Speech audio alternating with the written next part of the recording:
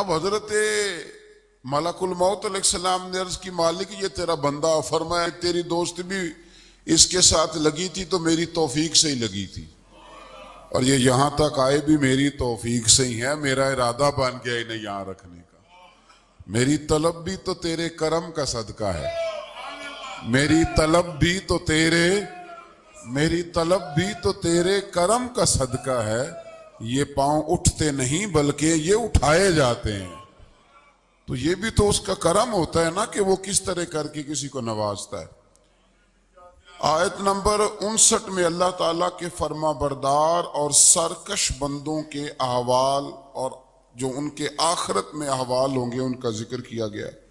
آیت نمبر 66 میں بتایا گیا ہے کہ منکرین آخرت حیات بعد الموت کے بارے میں ہمیشہ شک میں مبتلا رہے، انہیں یقین ہونا چاہیے کہ مرنے کے بعد دوبارہ وہی خالق زندہ کرے گا جس نے پہلی بار بغیر کسی نام و نشان کے پیدا کیا۔ آیت نمبر 76 میں بتایا کہ جو لوگ گمراہی میں مبتلا ہیں ان کے ابتلا میں اضافے کے لیے مہلت کی مدت بڑھا دی جاتی ہے، اور جو ہدایت یافتہ ہیں ان کو مزید استقامت نصیب ہوتی ہے۔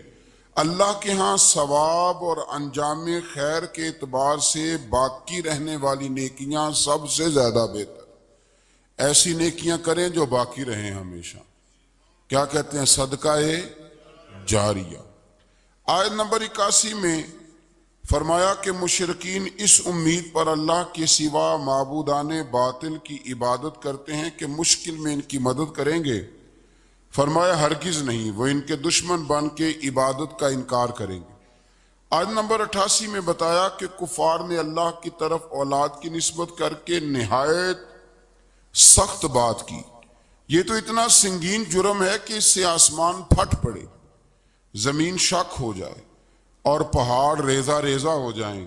مزید فرمایا کہ آسمان اور زمین میں جو کوئی بھی ہے سب اللہ کے حضور بندے بن کے حاضر ہوں گے۔ آیت نمبر 97 میں فرمایا جو لوگ ایمان لائے اور نیک کام کیے عنقریب رحمان لوگوں کے دلوں میں ان کی محبت پیدا فرما دے۔ یہ جو شرک والا معاملہ ہے نا، یہ بڑا سادہ سا ہے۔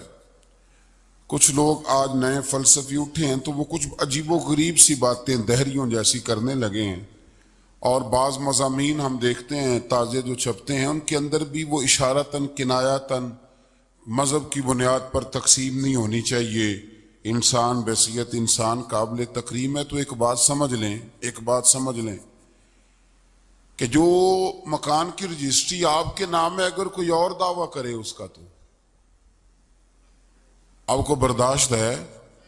یہ ہو نہیں نہ سکتا میاں، ملک میں وزیر کئی ہو سکتے ہیں پر وزیر اعظم ایک ہوتا ہے، اس کو سمجھ لیں۔ تو جب اللہ کی توحید میں کو کسی کو شریک ٹھہراتا ہے تو وہ بہت بڑا جرم کرتا ہے، یوں سمجھ لیں کہ جیسے آپ کی 5 مرلے کی زمین پہ کوئی آ کے قبضہ کرے، اسے مار دینے کو دل کرتا ہے۔ اس لیے یہ ساری زمین رب کریم کی ہے، آسمان و زمین کا خالق اور مالک، تو شرک ناپسندیدہ بات، ناپسندیدہ۔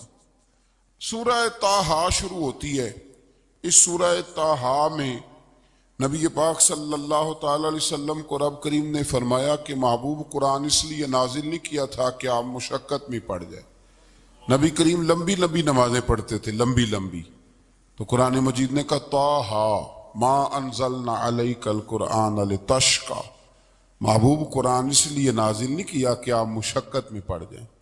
حضور لوگوں کو بڑی جد و جہد کے ساتھ دین کی طرف بلاتے تھے، تو کہا محبوب قرآن اس لیے نازل نہیں کیا تھا کہ آپ مشقت میں پڑ جائیں، آپ تو مشقت کرنے لگ گئے۔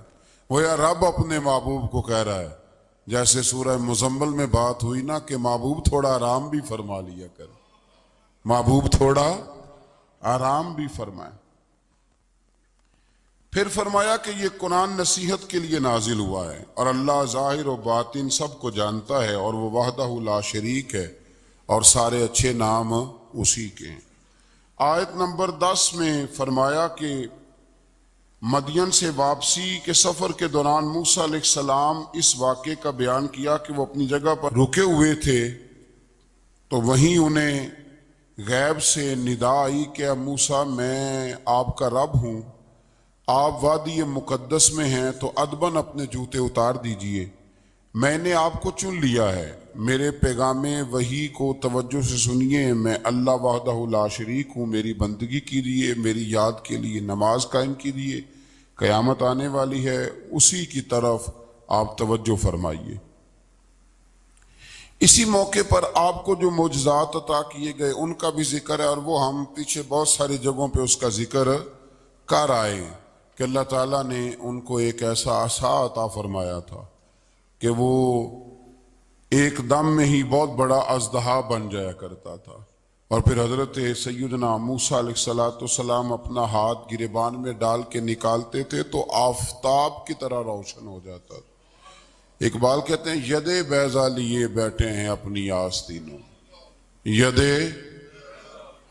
یدے بیضا لیے، چمکتے ہوئے ہاتھ ہیں ان کے، تو یہ اپنی آستینوں میں چھپا کے بیٹھے ہیں۔ پر اقبال نے یہ ولیوں کے لیے کہا ہے، نہ پوچھ ان خرقہ پوشوں کی، ارادت ہو تو دیکھ ان کو، ارادت ہو تو محبت کے ساتھ دیکھ، تنقید کے ساتھ تو پتہ ہے پھر بندے کو کوئی شے نہیں ملتی، آنکھیں گونگ ہو جاتی۔ ارادت ہو تو دیکھ ان کو، یدے بیضا لیے بیٹھے ہیں اپنی آستینوں میں۔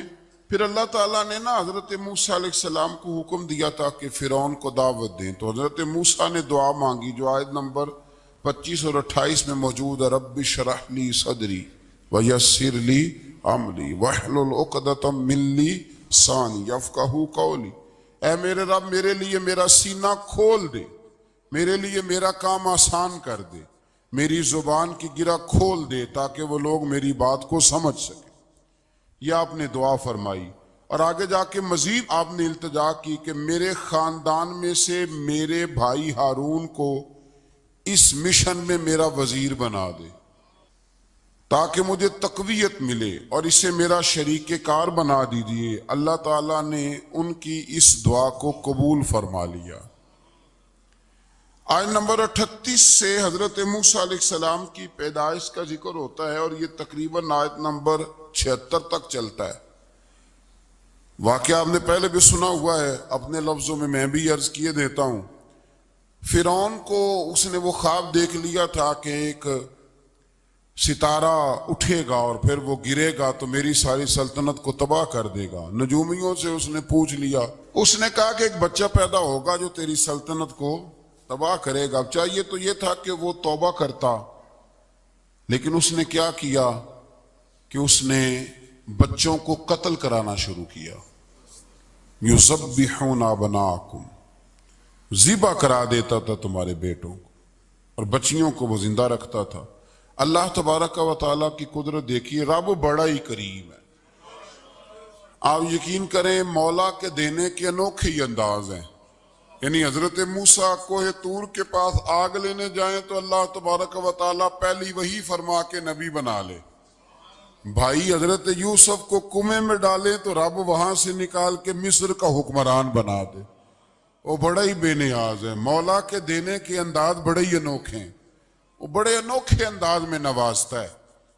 تو حضرت موسیٰ جب پیدا ہوئے تو ان کی والدہ نے پتہ کیا کیا، ان کو ایک صندوق میں بند کر کے دریا میں بہا دیا۔ اب دریا میں بہتے جا رہے ہیں تو ماں تھی تو پریشان بھی ہو گئی، ان کی ہمشیرہ کو کہنے لگی ذرا دھیان رکھنا کدھر جاتے ہیں۔